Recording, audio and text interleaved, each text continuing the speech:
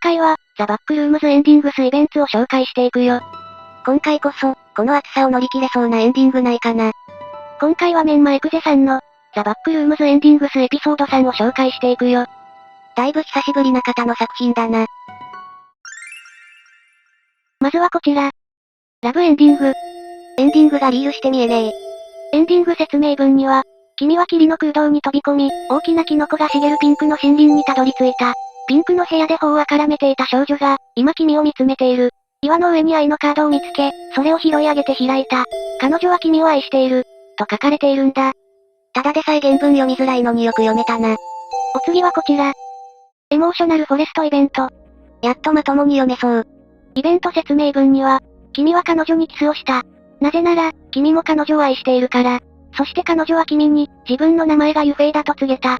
君が互いの手を握り始めた瞬間、君は白い森へと転移した。光はピンク色だ。なぜなら、それは愛の色だから。悲しければ光は青く、幸せなら緑色になる。と書かれているんだ。彼女の感情が反映される森なのか？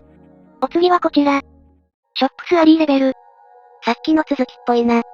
イベント説明文には、君は白い木々の並ぶ路地を通り抜け、やがてこの雪に覆われた商店街の路地へとたどり着いた。ユフェイは市場という名前の店に入ることを提案した。ユフェイは寒そうだったので、君は彼女を強く抱きしめ、ますます頬をあからめた。と書かれているんだ。なんでのろけを見せられなきゃいけないんだ。お次はこちら。飲み物エンディング。急に日本語ぶっこんできたな。エンディング説明文には、店に入ると、ベルが鳴った。ユフェイは、炭酸飲料が売られているエリアを見つけた。君は、彼女が気に入るものを買ってあげようと提案した。彼女は、さくらんぼ味ファンタが好きだと告げた。君はそれを選び、ポケットから出てきたコインで買った。と書かれているんだ。これがエンディングなのか。お次はこちら。フロリストズエンディング。なんかこれものろけ話な予感が。エンディング説明文には、君は裏道を使ってここに来た。彼女に花を買おうと決めたので、彼女がチューリップの香りを嗅いでいるとき、君は花を買いに行った。花屋は君に彼女がどの花が好きかわからないなら、これを買えと言った。君はその花を買ってユフェイのところに行った。君は彼女にキスをし、その花を贈った。彼女の手に触れた瞬間、その花は彼女が好む花に変身した。と書かれているんだ。予想通りのろけ話だったけど、ここの花屋すげえな。お次はこちら。ナイトウォークイベント。これものろけ話か？イベント説明文には、君とユフェイは花屋を出て、夜中に街を散歩することに決めた。ユフェイが、路面電車が停留所で止まっているのを見たので、君は飛び乗って、今どこかに向かって移動している。と書かれているんだ。そのまま別のレベルに行くのかな。お次はこちら。ネイバーフットレベル。本当にレベル移動してた。イベント説明文には、路面電車が停車し、君は路面電車を降りて、道に沿って歩き続けた。ユフェイが疲れたので、君は家の一つに入ることを提案した。突然彼女が眠り込んだので、君は彼女を家の一つに連れて行った。君は彼女をベッドに寝かせ彼女のそばに横になり、君も眠り込んだ。と書かれているんだ。今んとこのろけ話聞かされてるけど、マジで平和だな。お次はこちら。パラダイズエンディングに。勝ち組のエンドだな。エンディング説明文には、君とユフェイは起き上がり、混乱していた。君は異なる場所に驚き立ち上がった。誰かがここに連れてきたのか？いずれにせよ、ドアのようなものが見える。しかし、そのドアは、青い円形の圧力板の上に誰かが立つ時のみ作動する。ユフェイはそのドアを開けるのを手伝うと申し出た。しかし、それは彼女をここに一人残すことを意味する。君は彼女を最後に抱きしめ、キスをした。そして彼女を残して去った。と書かれているんだ。急に流れ変わったな。お次はこちら。ダークフォレストエンディング。やっと本格的な感じになったな。エンディング説明文には、君は道に沿って進み続け、信じられないほどの悲しみと苦痛に満ちた道を歩み続けた。君はユフェイが無事であることを願っている。いずれにせよ、その道は無限に続く。道を進むのをやめるべきだろうか？と書かれているんだ。今までのやつは本当に何だったんだ。お次はこちら。歌詞のエンディング。楽しそうな雰囲気ではないな。エンディング説明文には、君は道に従わないことを決めたので、この場所にたどり着いた。どうやらカジノのようだ。あの怪物たちに殺される前に、中に入るべきかもしれない。と書かれているんだ。悠長にそんなこと言ってる場合じゃねえ。お次はこちら。フラワースタルイベント。また花屋っぽいとこだな。イベント説明文には、カジノに入ると、最初に廊下で目にしたのはこの不要の花だった。なぜ私たちはこの不要について考えているのか、誰もわからない。なぜ私たちは、この関係のない不要について言及しているのかと書かれているんだ。そんなに不要の花に惹かれるのかな。お次はこちら。石井レベル。急に環境変わったな。イベント説明文には、君はあの不要の花のことを考えなくなり、廊下をたどって進み続けた。階段を降り、ドアを開けると、この凍てついた場所に現れた。ここはおそらく安全な場所ではない。突然、爪で引っかくような音が聞こえ、何かが君を追いかけてきた。走らなければ、と書かれているんだ。やばい状況じゃねえか。お次はこちら。レベル98241。なんだここ。イベント説明文には、どういうわけか、あの氷のレベルで壁をノークリックして別のレベルにたどり着いた。おめでとうここも無限空間だが、暖かい海の上だ。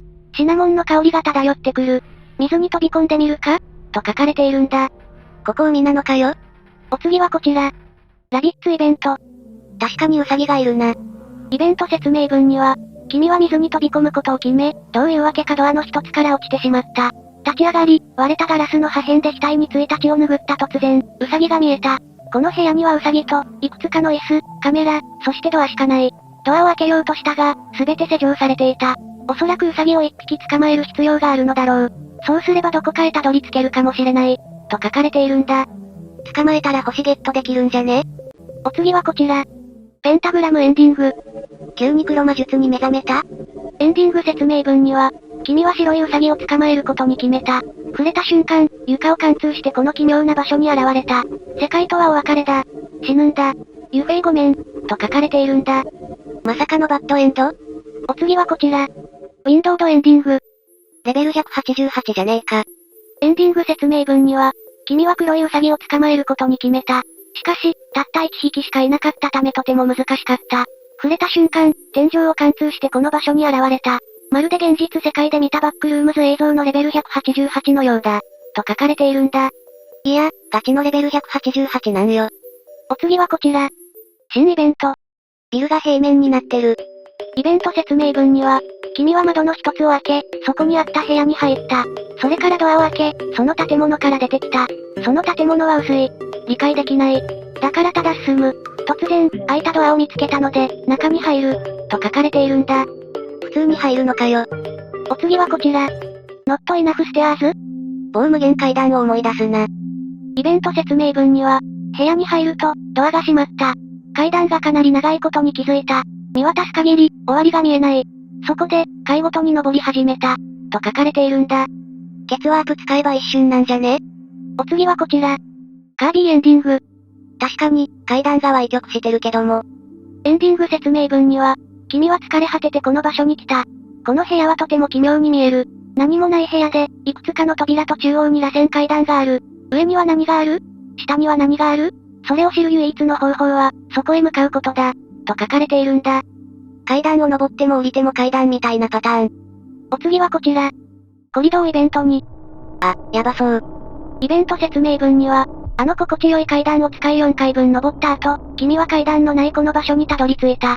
一休みしていると、廊下の奥に奇妙な生き物が現れた。殺されるかもしれない。と書かれているんだ。休む暇がなさすぎる。お次はこちら。イベント。なんか一瞬車が走ったような。イベント説明文には、君は走っていて煙気に飲み込まれそうになりながら、一つ一つのドアを開けようとしていた。突然、君はあるドアを開け、その部屋に入った。そこには看板があった。このプラットフォームに見覚えがある場合は、直ちに MTA 職員に連絡してください。大きなガラスドアを開けると、君はある部屋に現れた。と書かれているんだ。MTA 職員ってなんだ？ MEG ならまだわかるが。お次はこちら。スクリーンエンディングに。この光景、どっかで。エンディング説明文には、待って、ここに来たことはあるけど、今は見た目が違う。どうやってここに来たんだっけ？混乱している。だが、進むべきだ。と書かれているんだ。これこそデジャブじゃねえか。お次はこちら。ザネクサス。ドアっぽくないドアがたくさんあるな。イベント説明文には、モニターのトンネルを抜けると、君は様々な扉が並ぶ奇妙な森に現れた。どうやら、どの扉を選ぶか決めなければならない。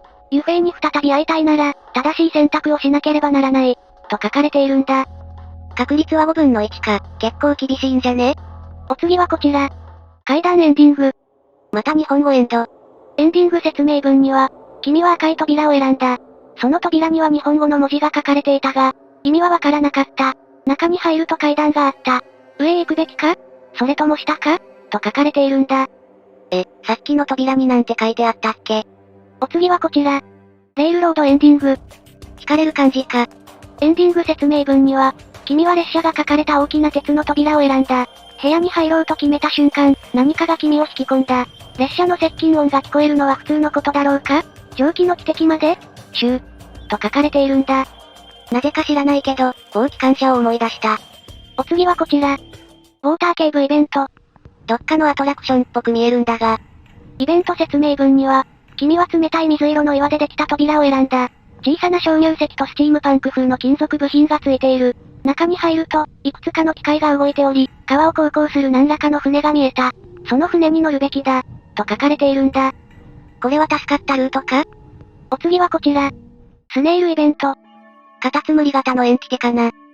イベント説明文には、君はピンクの綿のドアを選んだ。そこにはコンクリートの立方体と薄緑色のキノコがいくつか書かれていた。中に入ると、何かが引っかくような音が聞こえ始め、君は怖くなった。そしてどこかへ行きたくなったが、足が地面の奥深くへと沈んでいく。と書かれているんだ。明らかに外れだな。お次はこちら。ストレンジエンディング。見るからに外れだろ。エンディング説明文には、骨と錆びた鉄の部品で作られた扉を選んだ。中へ入ると、背中に激しい風が吹きつけた。遠くで巨大な誰かが立ち上がろうとしているのが見え、その見知らぬ者の関節がきしむ音が遠くから聞こえる。逃げ出そうとしたが、扉は鍵がかかっている。その者たちの一人が君の背後にテレポートし、そして、と書かれているんだ。終わった。お次はこちら。ポピールーム。レベル150みたいな空間だな。イベント説明文には、君はポピーの花と曲がった盆栽の枝が絡み合った扉を選んだ。最初に漂ってきたのはポピーの優しい香りだった。きっと正解だ。とにかく、ここで幸せになれるはずだけど、ユフェイがいなければ厳しい。と書かれているんだ。最後の最後が正解だったのか。お次はこちら。ザ・ブリッジイベント。雰囲気がガラッと変わったな。イベント説明文には、壁をノークリップで通り抜け、この橋にたどり着いた。車の音と燃料が燃える匂いがするけれど、ここには車はない。頭がおかしくなる。しかし見つけたのは、道端のベンチで泣いている少女だった。彼女はユフェイだ。君は彼女を抱きしめ、何が起きたのかを伝えた。そして立ち上がり、先へ進んだ。と書かれているんだ。無事に合流できたのか。お次はこちら。ザ・バックタウン。街に帰ったのか？イベント説明文には、あの橋でユフェイと一緒に行った時、彼女が街が見えると言った。君はそこへ行こうと決めたが、安全だろうか？誰も知らない。